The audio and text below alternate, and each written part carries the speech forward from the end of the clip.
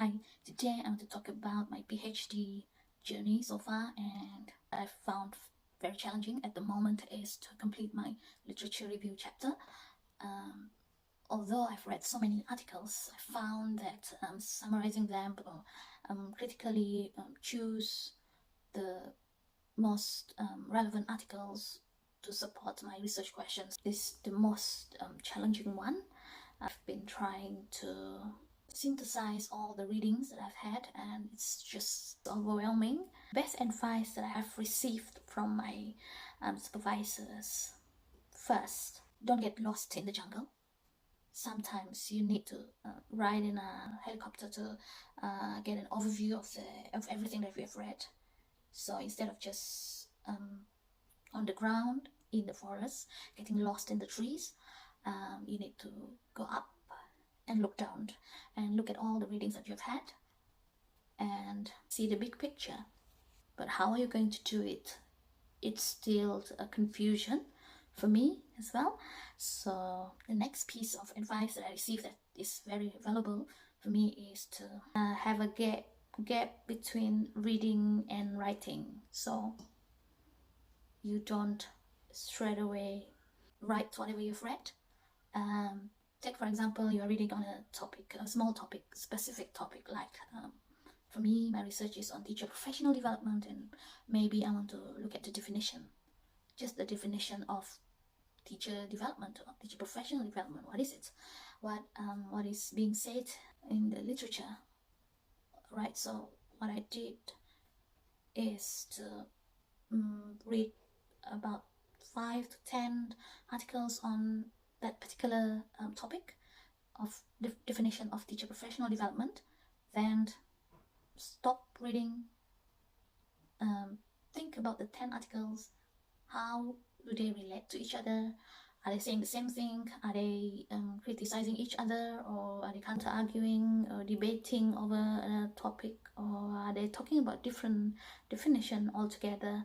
So keep thinking about the topic whenever you go out for a walk, you do other things, you're cooking, you're exploring the city, shopping. Just play that in your mind, how you can connect all those articles together. So take one block of articles that belong to a topic or specific subheading, then you can try to connect them together. Then you start writing. Okay, so in the literature, this author said this. Next, there's another viewpoint about the topic presented by another scholar, but they do agree on certain things and they disagree about other things. And this scholar said this, however, another scholar said it's not complete. So this kind of thing that you will be able to get a clear picture of when you have that gap between reading and writing, to reflect the connection of all the articles that you have read belonging to a certain subheading or topic. Then another good advice I would say is to be critical. And how are you going to be critical if you criticize just one article at a time? So instead of doing that, which will slow down the reading process, you might want to take the block that I've said earlier, like 10 to 15 articles together, and be critical about them. Do you agree with all of them? Which one do you agree with? Which viewpoint do you support on? Which is the best thing that can support you and your research questions? Just thinking about that and being critical of whether this particular article really is relevant to your research question or not. If not, then you need to be able to choose the ones that are relevant to your research question. Is this relevant? Does this give me an answer or provide evidence for my research questions? So always go back to the research question. Let the research questions guide our reading for the literature review. So I thought that I would like to share this. Yeah, it's not really planned, the sharing.